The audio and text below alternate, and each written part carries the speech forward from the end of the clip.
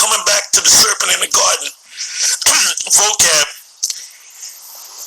he's got to jump on it and say, this is called reaching. He's got to reach and somehow, say, oh, he's an Israelite. Well, anyway, bottom line is, if he says he's an Israelite, well, he found out who he is. Anytime Jake does anything, they're all Israelites, whether they know that they're Israelites or not. Anyway, I just want to read because the elder Yashawamba mentioned Ezra, the 4th chapter. He didn't get a chance to read it. So I said I'm just going to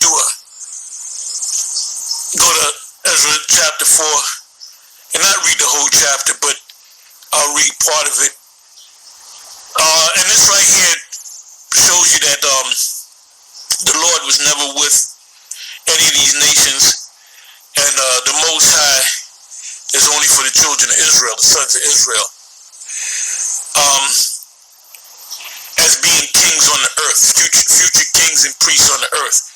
Anyway, it says adversary. This is a blue letter. If you go to Ezra 4 verse 1, it says, the headline says, adversaries hinder the work.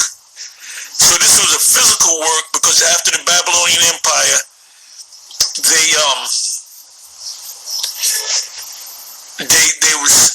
were able to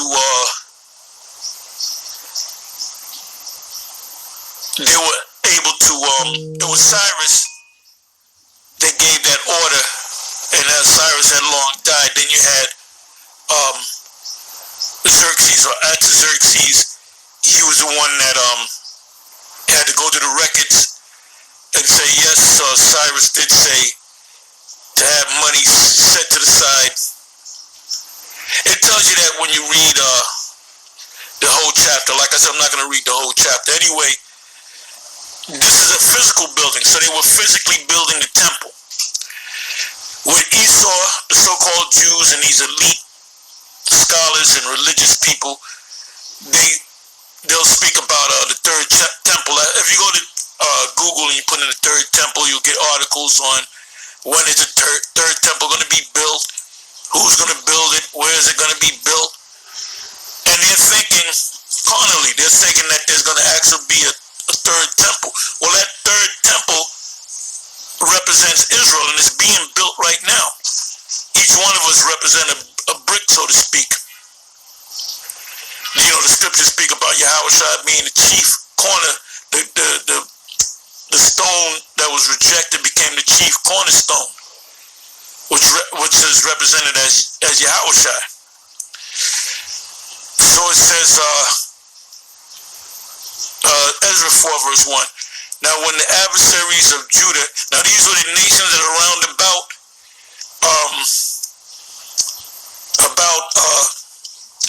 the Israelites after the captivity of because it was the Medo-Persian Empire. It was actually the Medes. It was an order, I believe that was Darius, that put the order out, and one of the generals did what was called a surgical strike against the king of Babylon, and that's that was the night of the handwriting is on the wall. That term, the handwriting is on the wall, actually came from the scriptures when the last night of the rulership of the Babylonian Empire. It was a hand that wrote many tickle. You can go ahead and read it, and it was interpreted as you were found to be undisciplined, and you're going to be taken down tonight. You can actually read it if you want. It's in the book of Daniel.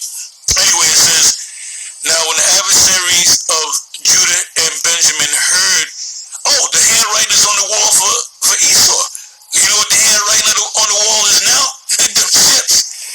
There's 144 open cases of unidentified aerial phenomenon up there in inner space, outer space, out in the sky. So that's the handwriting on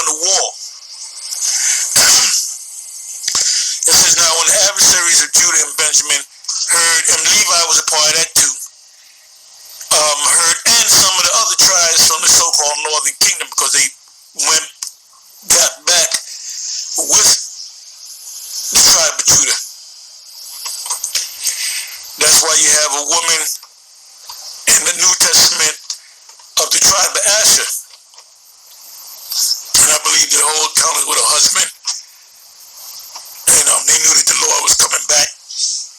But they were from the tribe of Asher. I believe her name was Anna, if I'm not mistaken. You can put it in the comment board. I'm not going to go into it. It says, Judah. It says, now when the adversaries of Judah and Benjamin heard that the children of the captivity, which are Israelites, built the temple unto the Lord power of Israel,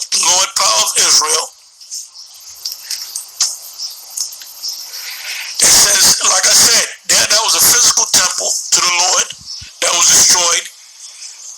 So this temple now is a spiritual temple, which each brick represents one of us. And it starts with the 144,000. Then they came to Zerubbabel, which Zerubbabel was King David, and he also came back as Peter, and he also came back as King Masha.